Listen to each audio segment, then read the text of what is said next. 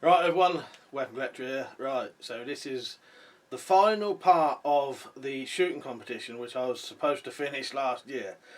So technically this is the end to the 2021 shooting competition, even though it's 2022. I'm a bit late, some of the videos I couldn't get done.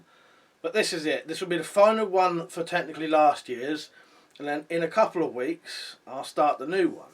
So if you don't know what the shooting competition is, it's just a friendly little competition where we can get the community together doing a little target shooting against each other. This year I may change it so that sometimes it's me versus someone, sometimes it's two viewers against each other, because I don't quite have the time I used to. Doesn't matter what country you live in, it doesn't matter what you use, as long as it's some kind of projectile weapon. So if you're watching this thinking, yeah, I wouldn't mind joining in this, I'd have a go at this.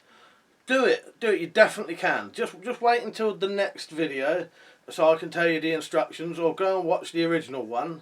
Each year the first video is explaining how to join in, but it's pretty easy. You just have to film a couple of little bits, as long as you can film yourself shooting, and a little introduction, and there's different ways you can do introductions. Yeah, it's really easy and it's good fun. Get your channel out there, especially if you want to get to know other people or spread the word about your own channel. You know, it's great for that, and that's what I want. And it's introduced me to a lot of different people as well.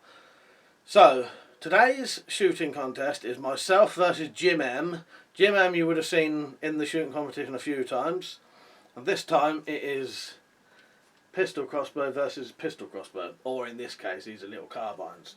So this is the Armex Tomcat 2. Jim is using the same crossbow.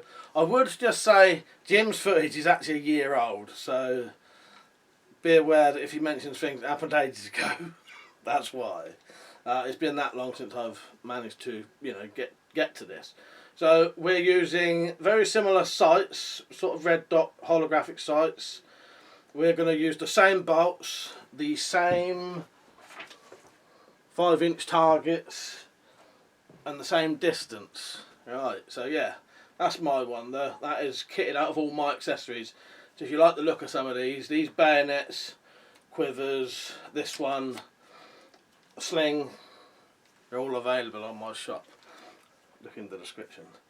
So yeah, that is what we'll be shooting. I suppose I may as well pass this over to Jim now. So here is Jim, and good luck, mate. Alright, I thought I'd join in with a second entry so that Mike can have a chance to fire one of his crossbows, because it's all been rifles and pistols so far.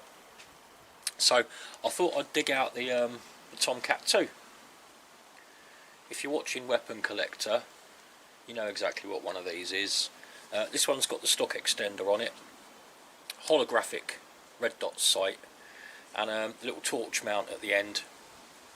I have got a novelty bayonet on order from somewhere, but seems to have been held up in the post. I think these are £80 draw weight, and very easy to fire. I've got the big £175 Jaguar. The sheer power behind that thing is absolutely amazing, but it's not very easy to fire. This little thing here, you can play with it for hours and it's no problem at all. Right, I'm going to be firing from 10 metres, standing up. I'll show you what I've got. I'll be standing here at the bottom of the stairs, firing up there to my backstop target. Go and have a look at that in a second. I'm using these bolts, bronzy goldy coloured ones. I find them to be pretty good actually, and well priced as well. They're the happy medium, I think, between price and quality. This backstop that I've got, it's a 30 litre tub, packed solid with this scaffold netting, really wedged in there tight, absolutely loads of it, and then a few layers over the front, all held in place with duct tape. It does a really good job of catching the bolts without damaging them. It don't break the tips. They don't go so far in that the flights get spoilt. It works really well as a, well, I say a cheap option. It cost me nothing. I am going to peg onto the front, just for ease of reference for Mike, because I appreciate that's quite a funny target. I am going to put these on the front. The 5-inch standard targets. Right, let's get set up. It's windy as anything today. That's going to be my excuse for probably not doing particularly well with this one, because it's a tiny little target, and the reason I used my rifle in the first one is because that's what I'm used to shooting, that's what I'm good at shooting. The crossbows, I just like having fun with them, and I've never really sort of honed me accuracy too much with them. But yeah, I think Mike's quite likely to win this one. If I do lose, it's all down to the wind, of course.